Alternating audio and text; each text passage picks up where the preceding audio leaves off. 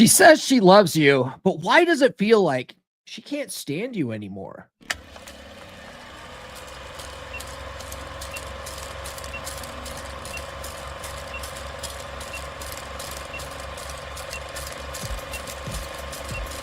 We're going live, baby. We'll do it live.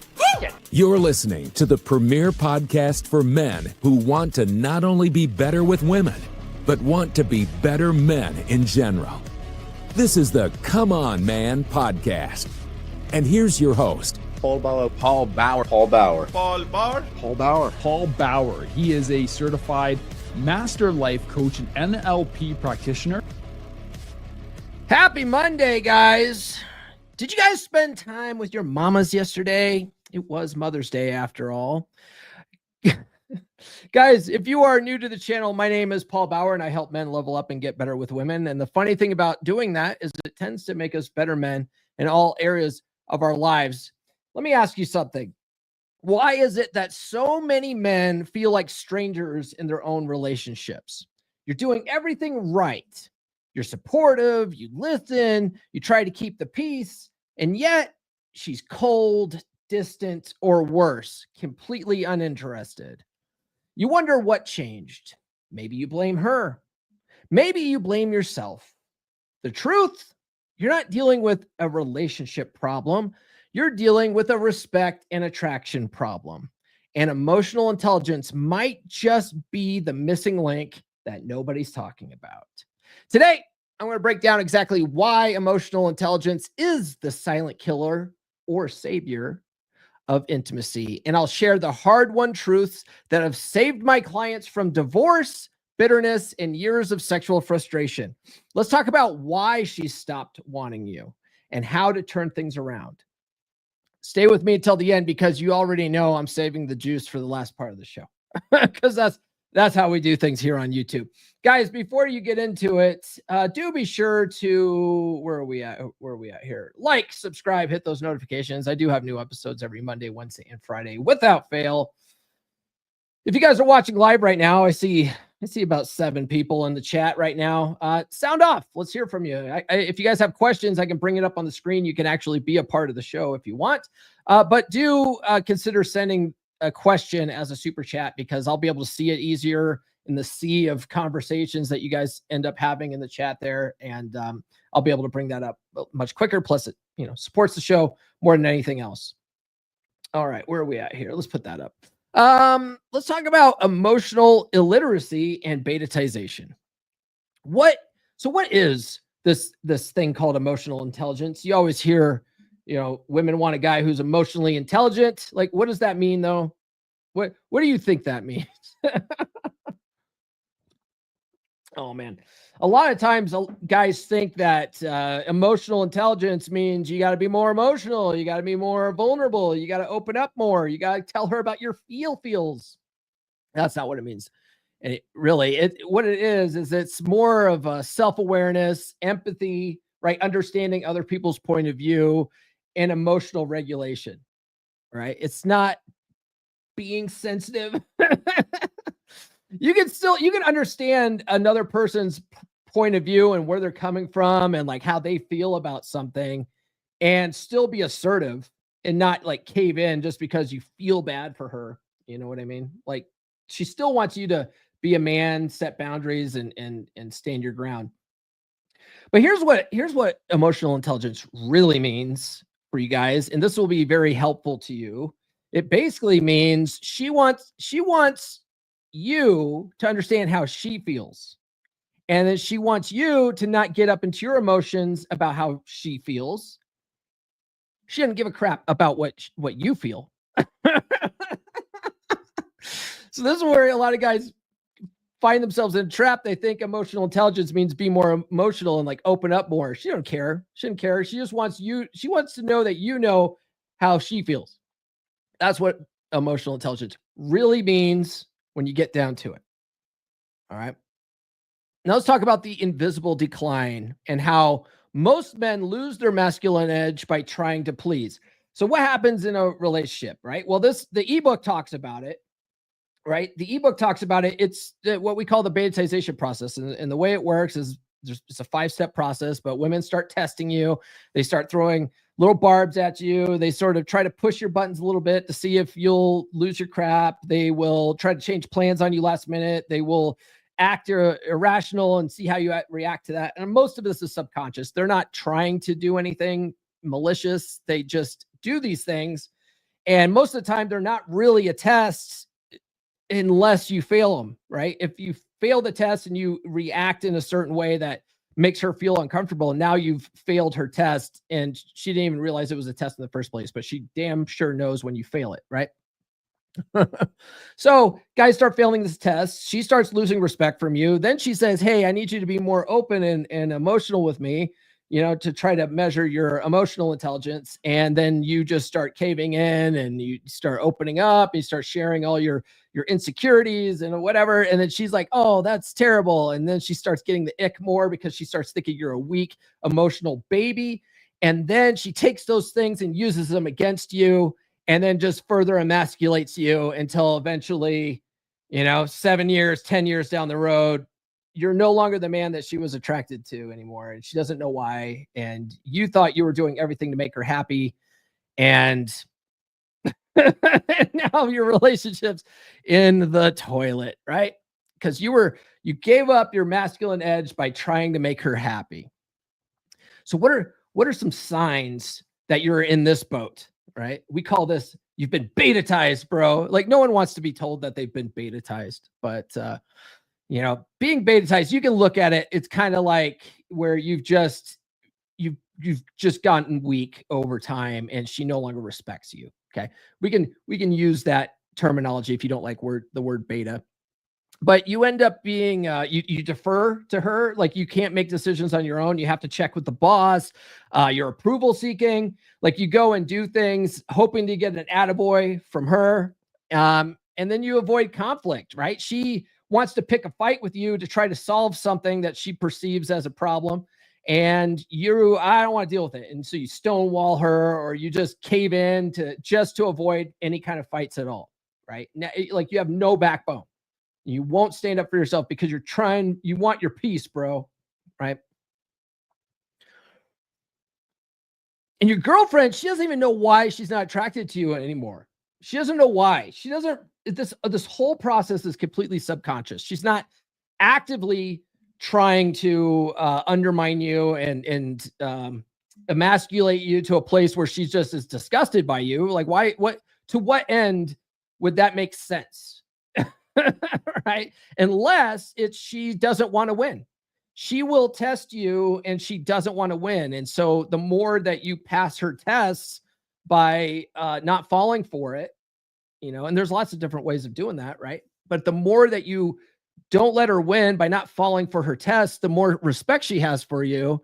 And she's like, the more attracted she is to you. Okay. But the more you keep failing this stuff, the more you keep opening up to her, the more vulnerable you are because you think you're being emotionally intelligent, the more she just loses respect for you. And she's like, damn, I didn't realize I married such a weak guy. And then that attraction erodes over time. So she doesn't even know why this is happening. She doesn't get it. She's like, I don't get it. I was so attracted to this guy and he's such a weak, we're past the 8-minute mark, a weak pussy of a man now.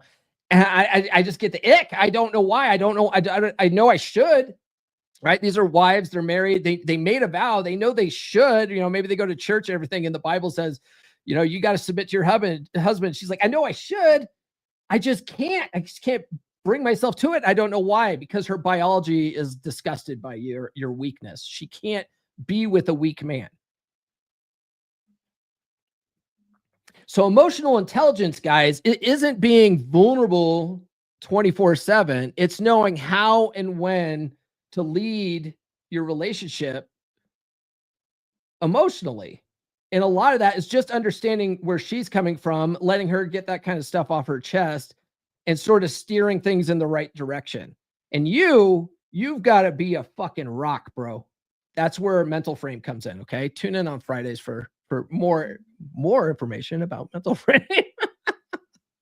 Guys, if this sounds familiar, don't worry, you're not alone. And more importantly, you're not stuck. Okay. But real change, it starts with knowledge But you can only transform that if you take some action and start applying what you learn. Okay. Knowledge by itself doesn't do anything. Guys, follow me on social media. The links are in the description. I'm on all the good platforms. This has been up the whole time. Get the free ebook, She's Made You Weak. It explains this whole process. So if you are in a place, you're new to the channel, you just found my content for however you did that. Comment below. Let me know let me know how you guys found my channel, by the way. Just sound off in the chat. I'd love to hear where you guys found my channel for the first time. But if you guys are new here and you don't know why your wife's not attracted to you anymore, like she's just been pulling away, it's been months since you guys had sex, this explains why women's attraction typically erodes over time in a long-term relationship. You can get that for free. The link's in the bio. It's also pinned in the live chat right now too.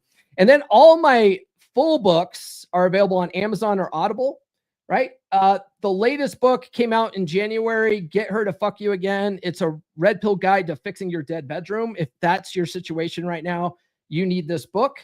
All right. And then I just finished writing Forget That Bitch, a red pill guide to breakups. That is going to come out on June 6th, but you can pre-order it now on Kindle. The links for all these are in the description, but let me play a commercial for Get Her to Fuck You Again, and then we'll get back to the topic. Are you tired of the dead bedroom? Wondering what happened to the passion, the connection, and the spark? Well, here's your answer. Introducing Get Her to Fuck You Again, a red pill guide to fix a dead bedroom, now on Amazon. This isn't about manipulation or tricks. It's about real strategies that work. If your wife has stopped being intimate with you, it's not because the love is gone. It's because the attraction is gone. And that's fixable. This book will teach you the skills to lead your marriage, rebuild your confidence, and become the man she can't stop thinking about. 3 reasons to get this book. 1. It breaks the cycle. You'll learn how to stop doing the same things that are killing her attraction and start doing the things that reignite it. 2. It's practical and proven. With clear, actionable steps, you'll build yourself into the man you were always meant to be. 3. It works for men like you. Paul Bauer has helped hundreds of men just like you fix their dead bedrooms. And now, it's your turn. Don't let another day go by feeling frustrated and disconnected. Go to Amazon right now and buy Get Her to Fuck You Again. Read it, apply it, and watch your marriage transform. The connection isn't gone forever. You just need the roadmap to get it back. And this book is it.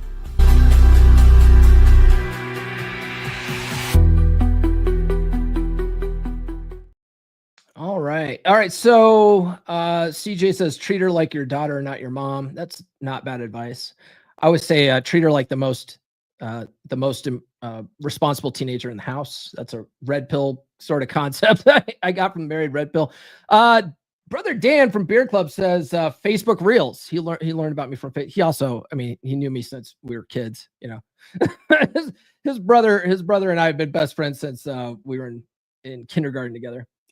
Anyway, let's see here. CJ follows 2,000 channels. Yeah, do you watch all their content or do you just pick and choose? What do you do?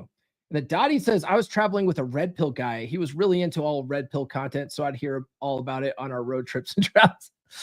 Man, if you know what, if he was any good at being a red pill guy, he wouldn't talk about red pill with you too much. It's like the you don't talk about Fight Club, guys. What are you doing? What are you doing out there? Anyway, let's talk about why emotional intelligence hurts before it helps. You know, you got to have a show with the word emotional intelligence in the title so people click on it, because emotional intelligence is one of those buzzwords in relationships, you know, and women are like, I want a man who's emotionally intelligent. And you're like, what's that mean? Like, I don't know. I know that's what I want. Why? Because TikTok told you? Yeah. Okay. Anyway. Why emotional intelligence hurts before it helps. Okay, let's talk about the emotional toll of living with a woman who's emotionally disconnected. If she's emotionally disconnected, right, it's like you're trying to be more emotionally intelligent. You're understanding where she's coming from, but you can also sort of sense that she's emotionally disconnected. It hurts, man. It hurts to know that the woman you love is pulling away from you. It's so hard. Most guys just don't know how to deal with that. And so what do? They're like, oh, I got to fix this. She doesn't, she sort of is mentally checked out and she's emotionally checked out. Let me just try to talk to her more. Let me just try to get her to open up more. And then she won't do it because the more you try to get her to talk about it, the more pissed off she gets from you and the more needy she sees you as. And needy men are seen as weak, right? So the more you try to get her to talk, the weaker you look to her and the more respect she loses for you. Okay. So that's the paradox of trying harder. It's a paradox, right? You're like, oh my God, she hates me for whatever reason. If I just say something, if I just do something, I can make this all better. Okay. The nicer you are, the less she wants you.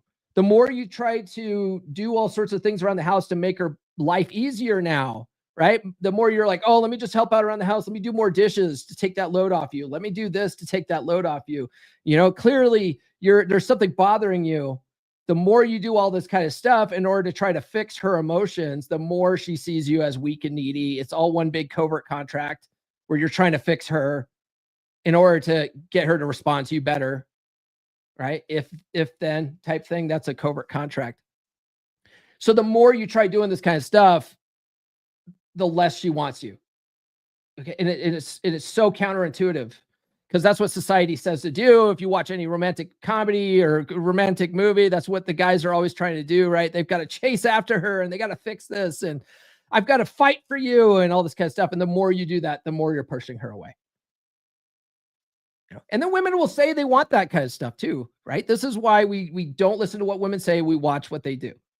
Okay. Because women will say that. They're like, why won't he fight for this relationship? Why won't he, and most guys are fighting for the relationship, but it's making her run away faster. And then she's like, ugh, why is he fighting so hard for this relationship?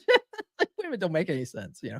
Women, the more you understand that women operate based on their feelings and not logic, the more they make sense. It's like, okay, I can see how they might do that. I can see that. I wouldn't do that because I'm not a woman, right? But I can see why they do that.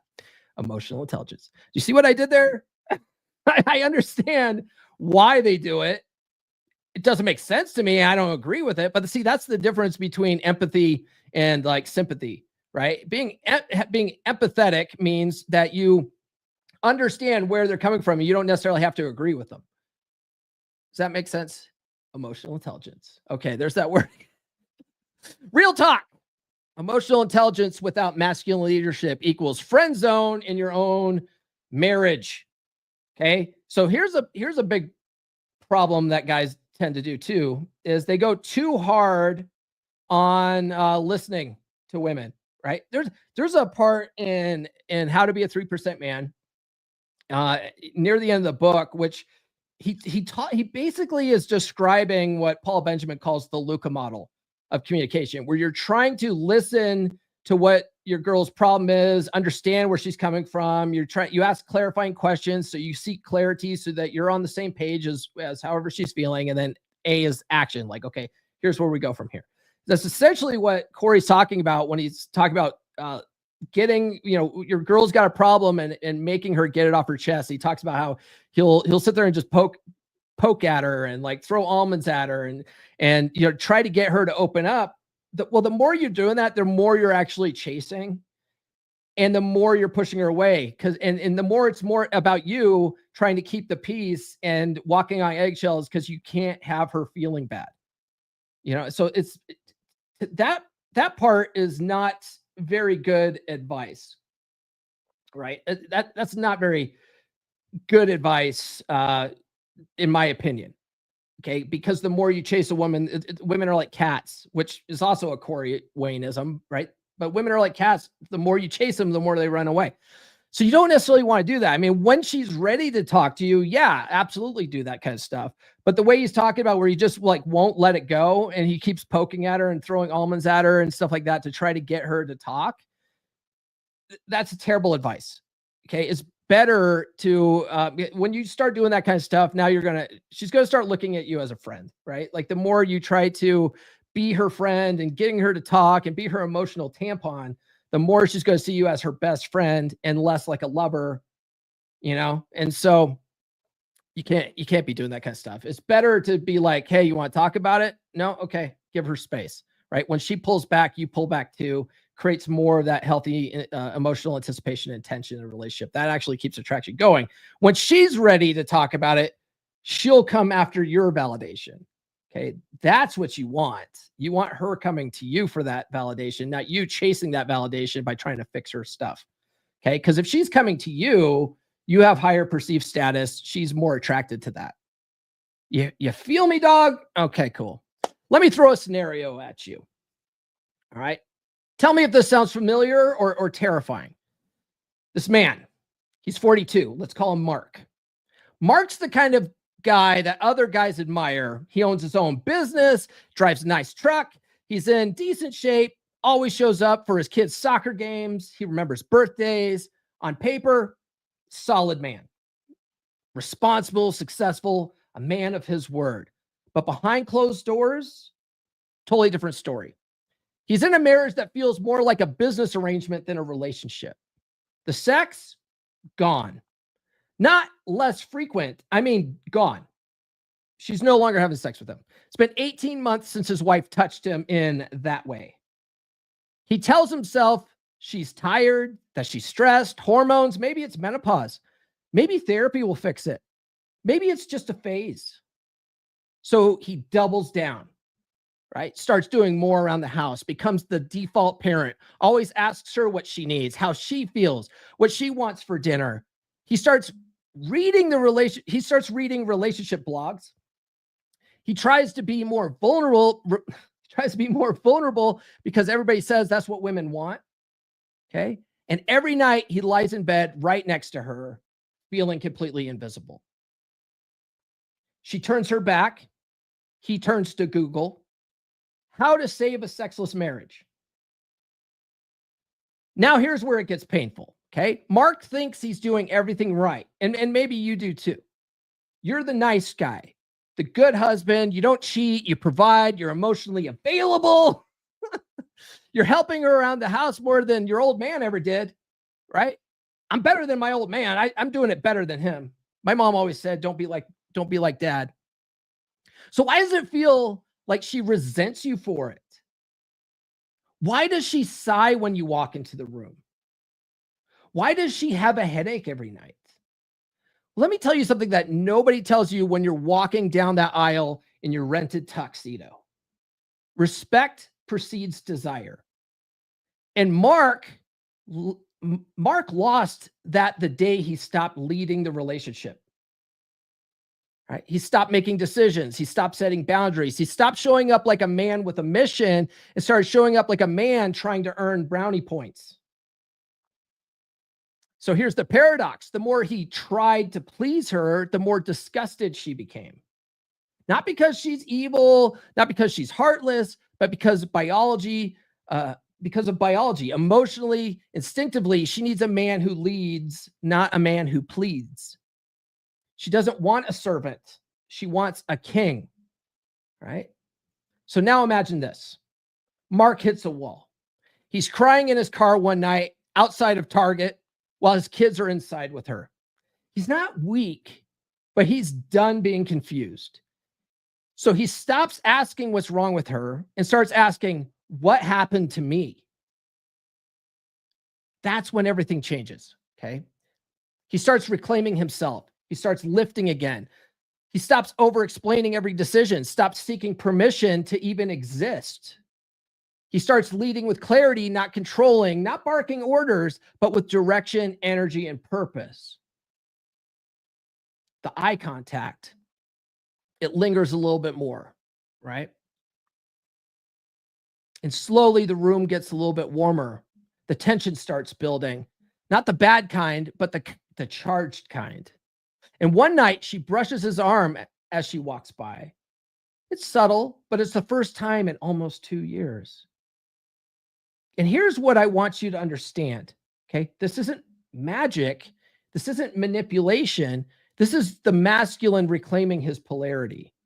It's calm, grounded strength. It's confidence that doesn't ask for permission. It's leadership without apology. It's being the man that she wants to follow, not the man who follows her. If you're Mark right now, or even close, you've got two choices, okay? One, you can keep doing what you're doing, hoping things will change while slowly fading into emotional oblivion, or you take the first damn step to reclaim your frame, your power, and yes, your sex life. All right? That kind of stuff, that's what we talk about in Beer Club. That's what we work on when you work with me one-on-one coaching, okay? Not just getting her to want you again, but getting you to want you again. Because once that happens, everything changes, brother. Everything changes. Speaking of Beer Club, when are you guys going to get in my Beer Club? beer.comeonmanpod.com. Excellent group of guys. Join the Beer Club Brotherhood. Right? We have monthly hangout calls. We have a very active Telegram community, and we're now doing monthly pod classes just for the group, right? Where I put on a clinic just for the boys in the group on whatever topic you guys want to talk about. Okay. Our next one's probably going to be here on the 31st. On the 31st, I think we're going to do that. But get in Beer Club now, because once you're in, you'll be ready for the next pod class. And then I keep those pod classes up for a week, and then they're gone. Okay. So if you hear me talking about, hey, I'm going to have a pod class this weekend for the Beer Club, get in Beer Club, right? There's a 7-day free trial for all different membership options. And then, guys, if you want to work with me, you can book a free breakthrough session. Go to call.fixdeadbedrooms.com. When you go to the call.fixdeadbedrooms.com, it'll redirect you to my Calendly link. There's some questions in there. Answer those honestly, because I sort of judge your answers on whether you're serious or not. If you're not serious, I'm just going to cancel the meeting and tell you, give you some other resources that you can use, right? But I'm only going to work with guys who are serious about fixing their problems. All right. All right. Man, this is going to be a short episode today. What's going on in the chat? What are you guys, what we got going on here? Let's see here. Mike says, women want a red pill guy, but they don't want to hear about it. He needs to be about it. Yeah, exactly. It's like, because once you start talking about it, it's the observer effect, and observing a process changes the process. So if she sees that you're running all this game on her, and now she understands the game, now everything she sees won't have the same impact on her, because she knows what you're doing. Right? It's kind of like this, right? I have a business coach I've been working with since October. And one of the things that, like, they're teaching us how to run a business, how to sell things, and like whatever, you know. And the thing is that the process that they're teaching us how to do, they're using it in their same business. And so now I see it, and it doesn't have the same impact on me. You understand how that works? I can get into that more later, but that's the kind of stuff we talk about in Beer Club. Erkin says, I am trying to get a girlfriend who needs this material. Let's see here. I'm trying to get a girlfriend who needs this material. Watch your streams. Okay. That sentence structure doesn't make sense to me, but okay. Wish YouTube would show everything I subscribe to. Seems to just show the same channels over and over. Yeah, YouTube used to, if you subscribe to a channel, you would see the content you subscribe to all the time, but that's not how the algorithm works. In fact, when I look at my watch time, almost all of it is new people coming to the channel, and they're finding me through YouTube's browser features, you know, like suggested videos, or, you know, the little videos on the right that people see with another video. That's how people find me. As far as like subscribers and notifications, almost nobody, you know, like I'd say like 5% of the audience actually gets those notifications and comes and watch the show because of them. Interesting. In lieu of Mother's Day, I think it's appropriate to bring up toxic in-laws. If your man is getting walked all over by his toxic parents, you'll lose respect and get that ick feeling. Sometimes. Yeah. Oh yeah, for sure. Empathy and sympathy would be joining in someone's suffering. Compassion would be understanding their predicament from an outside overview of harmony. Let's see. Erkin says, why does a man wait 18 months if she does not get intimate? Because they're married, Erkin, and they made vows. That's typically why. I'm 43, not 42. that's what he says. Okay. He identifies with Mark's statement. I get it. All right. or Mark's story here. All right. Let's talk about how to reclaim respect, desire, and emotional control, and then we'll wrap this up. I didn't mean to leave you up there, Dan. All right. Redefining emotional strength, how emotional resilience creates attraction. This is in the space, we often talk about muscles, money, game, and frame, the core four. Shout out to MLD for that one. Right. But the great Rollo Tomasi and his iron rules, his iron rule number one is frame is everything. Okay. So when you look at your money, muscles, game, and frame, it's funny. We start with money there because a lot of guys hyper focus on how women want men with money. Dottie loves guys with money. Dottie in the chat. She likes guys with money, but it's not really about the money. It's more about a guy's ability to take care of himself. That it's signals competence, right? It's not necessarily the money itself. But frame is actually the most important thing of that core four, right? And frame is where your emotional resilience comes in. Women feel more safe and secure in the relationship when you have more emotional control. I was on a podcast a week or two ago with Gia McCool. I don't know if you guys know Gia. She's got a pretty big Instagram following and a pretty sizable X following too. And so she had me on her podcast, and one of the things she was talking about is advice for women, which I thought was solid advice, which is stop poking the bear. Right? Women have the tendency to, when they get a man upset, to poke him even further, to get him so fired up that he's going to lose his shit and punch a wall. Like, women are really good at that, getting really under the skin there. But a lot of that is to test to see if you will get so upset that, like, she get you so much in your emotions that you're going to punch a wall. Because if she can push you over that edge, she no longer feels safe with you. She's like, holy crap, I might backtalk one day and he might backhand me. Yeah. So she feels less secure when you lose your temper like that because you don't have any emotional control. So imagine a guy where she goes to poke the bear and it has no effect on him. Right. In fact, you're like Neo in the Matrix, where the bullets come at you and you don't have to dodge the bullets. You just stop the bullets in the tracks. Right. That's sexy to a woman. Okay. If she can try to get under your skin and no matter what she does, you find it adorable. Like, she might in the moment get frustrated because she's not able to get under your skin, but you give her 30 minutes and it'll click in her mind. Holy crap. I wasn't able to shake this guy. This guy's unshakable. Nothing I do phases this guy. God, my vagina's wet, right? That's how that works. That's how that works. They don't know why. But the fact that you're unmovable in her emotional nonsense, she loves that. She's drawn to that. She needs that. Okay.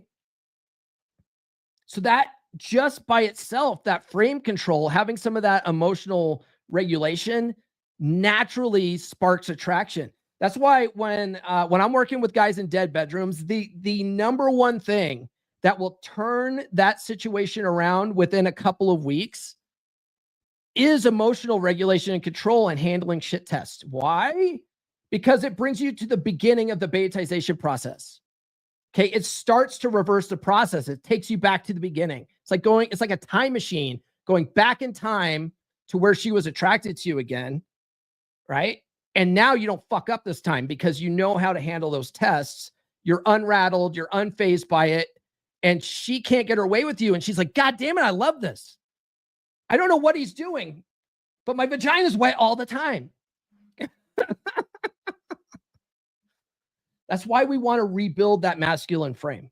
Okay. That's why it's so important. That's why if you follow other guys in space, like Ryan Stone, for instance, right? He has a phenomenal book series called the Praxeology series. Praxeology Volume 1 is frame, because frame is everything. Once you get that right, now you're ready for Dread Game. Okay. That's why the first two books are Frame and Dread. Those are the two biggest things that came out of the married red pill space. The concept of frame and what it really is and how to define it and how to build it as a man. And then the concept of dread. Okay. But rebuilding your masculine frame, your words, your tone, your body language, that matters way more than apologies or conversations. That's why I say communication is not the key to a healthy relationship. It's the key to conflict resolution. But the key to a healthy relationship is genuine desire, having that natural attraction. And your words, your tone, and body language matter more than apologies, right? How you use those words, as opposed to, like, if you use your words from a position of leadership, assertiveness, decisiveness, all that kind of stuff, like, words are more important that way than they are with, defending yourself, explaining yourself, rationalize why you do what you do. Okay. But tone and body language, that's what we call, that's subtext. And women, like 95% of what you're communicating to women comes from your tone and your body language. And that last little bit is the words coming out of your mouth. Most of the time, they're not even listening to the words. And so if your body language is showing that you're flustered, that you're shaken up, your tone, your voice, you sound the tone, you sound unsure of yourself. You sound like you're questioning things, as opposed to being assertive, like, and saying it with authority, like you mean it, that kind of stuff. Like, she picks up on all this kind of stuff, and all she feels is either strength or weakness, you see? And strength, if she feels strength from you, she's attracted to that. So self-work is the attraction engine. Okay. Fitness, discipline, emotional calm, and purpose. These are things that you take action on, working on yourself.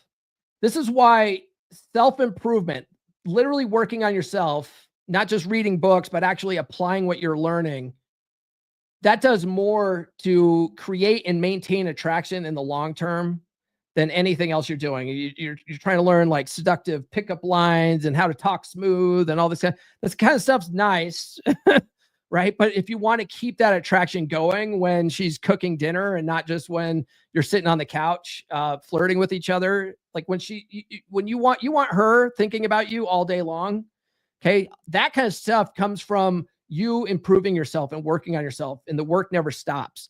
And the more you keep pouring into yourself, the more she wants to pour into you. That's why we talk about in the red pill space being your own mental point of origin, like putting yourself first and creating a life that you love for yourself first, and being fully whole within your mission and purpose in life. And then she tags along for the ride. She's not the center of your world. She's not the purpose of your life. She wants that. She's drawn to that. Okay. How to pass emotional tests without losing frame. Okay. What real leadership looks like in conflict. Okay. So you have a lot of tools at your disposal. We were talking about this at Beer Club the other day. One of the guys in Beer Club, he's in the chat right now, but he shall not be named. He had an issue with his wife, and she was throwing digs at him, basically calling him the drunk one. And even though she was drinking herself, and the thing was, he went to go and, like, ask her a question, but he almost was hesitant about it, or he messed it up somehow. And she threw a shit test at him to poke fun at him for that. And she's like, "Oh, who's the drunk one now?" Okay. Common shit test. Right. The two best ways to handle a shit test are with indifference. And this is most guys, if you're not quick-witted and you can't jokingly come up with stuff fast, indifference is your next best option. Just acting like whatever she said didn't bother you. Right. And that's exactly what he did. Great work. Right. Instead of getting flustered by her statement, like, internally, he was bothered by what she said, but he didn't show it. He just cleared his throat and re-asked the question. It's just matter of fact. He just re-asked the question without defending himself, explaining himself, rationalizing, excusing whatever he's doing, whatever. Like, trying to justify why he messed up. He just cleared his throat, re-asked the question more clearly. Indifference makes a difference. Right. So she answered her question, and then she was just like, "Oh, went about her business," or something like that. But the fact that he didn't react to that shit test was a good thing. Yeah, right. You're not being reactive to it, just acting like whatever she said didn't, like, just bounced off you. Okay. That's one way of doing it. And then agree and amplify is my favorite. All right. But you do have to practice being quick-witted. If you're not naturally a snappy guy that is great at comebacks, and you think on your feet quickly. It's going to be challenging for you. That's what I found working with dead bedroom clients and telling them, hey, do agree and amplify. But the guys who do agree and amplify, what they find is that it's actually more of an attractive way to handle a shit test, because it flips a sort of dig or almost like an insult into playful banter. And now when you're playfully bantering, you're flirting. That flirting creates sexual tension. Okay. So if you can do either or, I would recommend doing agree and amplify if you can. An example of that, all right? Like let's say Nurse Chick wanted to try to take me down a peg by making fun of my bald head, right? And Nurse Chick would never do that. Nurse Chick is a wonderful woman that has some self-restraint. She doesn't do that. And plus she's madly in love with me. She would never do that. Anyway, but let's say she wanted to take me down a peg off my high horse and give me shit about my shaved head, right? She's like, oh, that bald head of yours, whatever. And I'll be like, yeah, babe, it makes me more aerodynamic when I'm going between your legs, right? Like I agree with her. I'm bald, yes, but it's aerodynamic, baby. Right? I'm amplifying it. Okay, I'm turning it an attempted dig into something fun and playful. Okay, if you can learn to do that, you'll have her in the palm of your hands, man. Okay, those are two different ways to handle that kind of thing. Communication that resparks polarity. Okay, one of the things too is the 3 T's. Okay, I learned this from Dr. Robert Glover, but tease, touch, and tell. So agree and amplify is a part of tease, touch, and tell. It's teasing, right? Because you can take what she says and amplify it, right? And now you're turning it to teasing, playful banter that creates heat, healthy emotional anticipation and tension. Okay.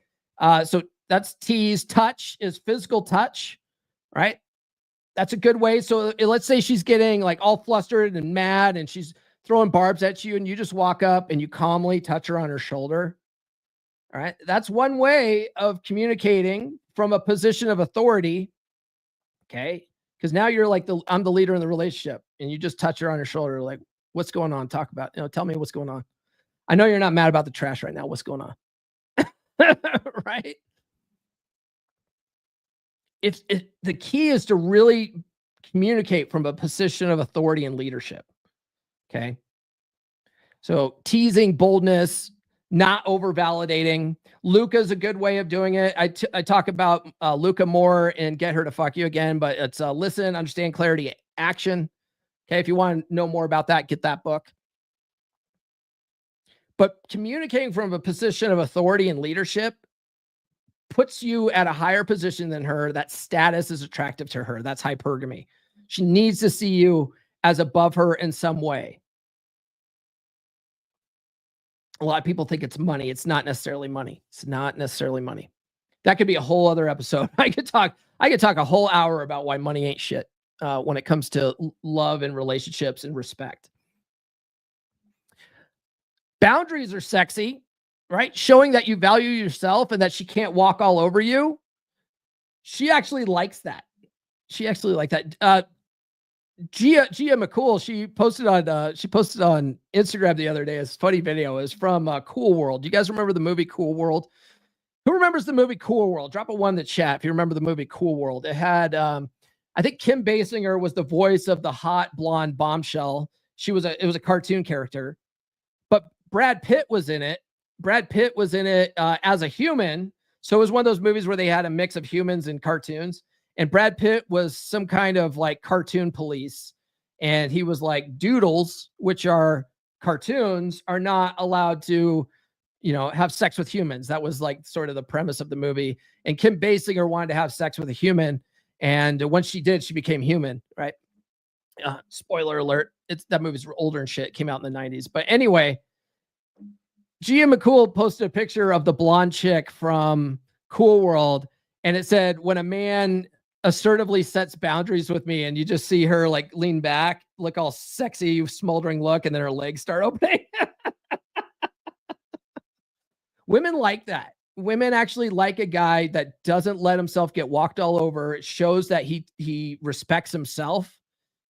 And she might get pissed off in the moment. Like, women are very much like the most responsible teenager in the house. They will throw a temper tantrum because they're not getting their way in an attempt to manipulate you into doing what they want, but they don't want to win. So the more you're like, no, babe, no, we're not doing that.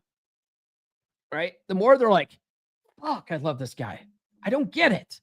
I can't get my way with this guy. I don't understand, right? The more like it's the same kind of activity as when they're throwing shit tests your way and you're not budging on it. You're not impacted by their emotional silliness.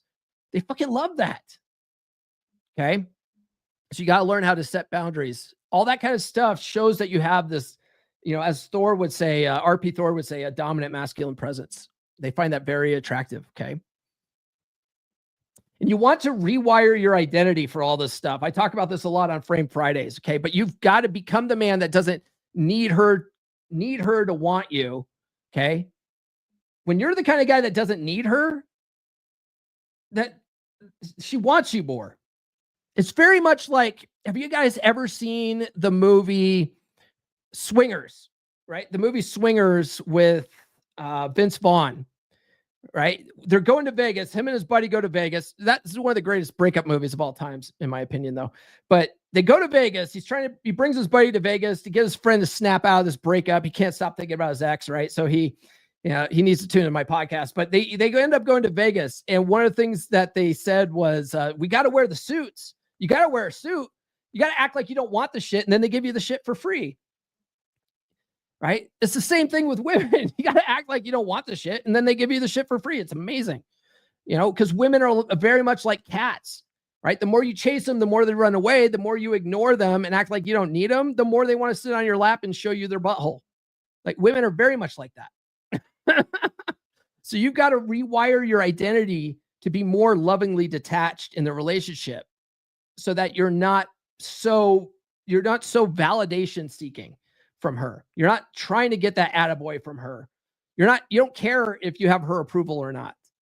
And the more you do that, the more she respects you and the more she's naturally attracted to you. It's fascinating how that works. Brother, you're here because something's not working. Okay. You're watching, you're learning, maybe you're even nodding along. You're like, yep. I get it. That's exactly what's going on right now.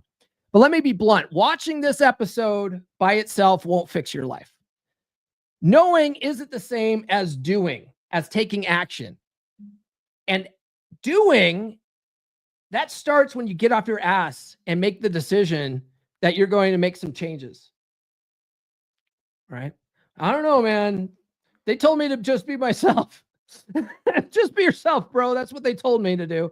Look, being yourself is great advice if being yourself is getting you the results that you want. But if you're not getting the results you want, being yourself sucks. It's not attractive. You got to change something. Okay. That's why I wrote, it's buried under all my papers here. You should ask Nurse Chick sometime. She's like, Paul's desk is a mess. That's why I wrote Get Her to Fuck You Again, guys. Okay. That's why I created the workbook that goes with this. That's why I coach guys one-on-one. All right. I want to give you every tool possible to turn things around. All right. Because change doesn't come from consuming this kind of content. All right. It comes from becoming the man who doesn't need this kind of content anymore. All right. But I will say this.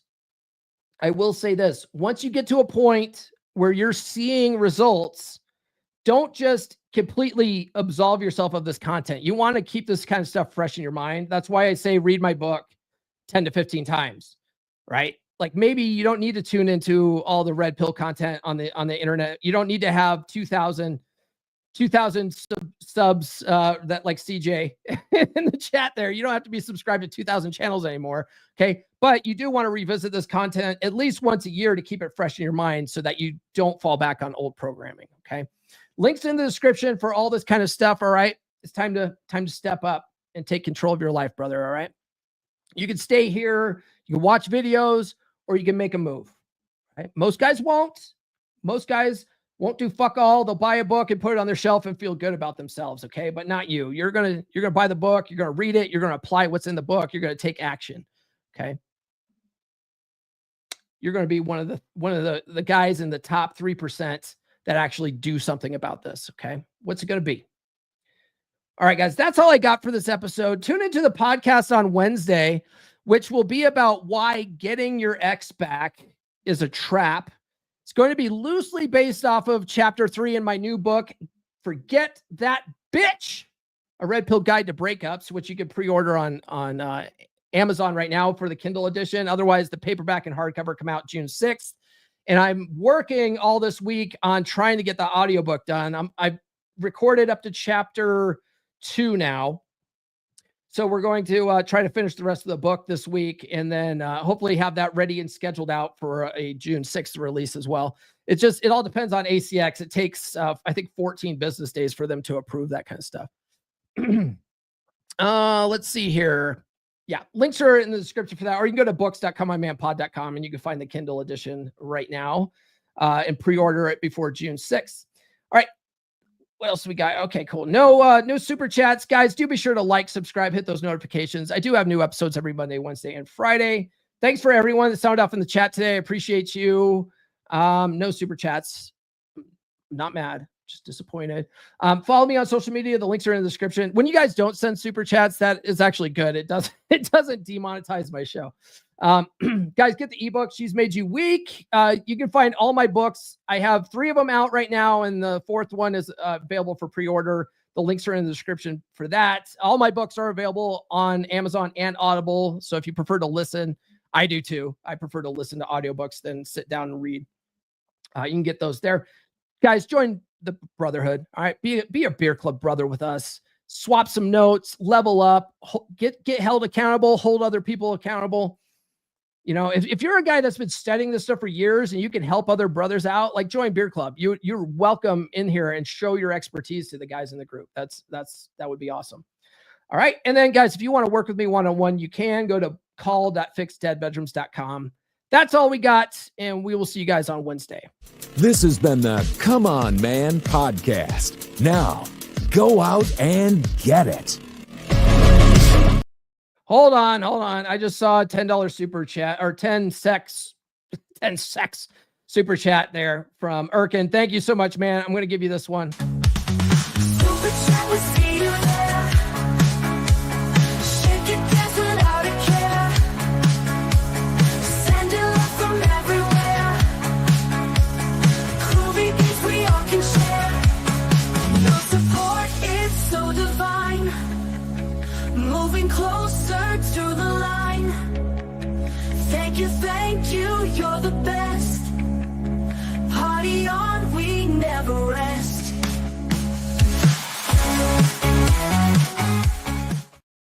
All right, for real now. We'll see you guys on Wednesday. This has been the Come On Man podcast. Now go out and get it.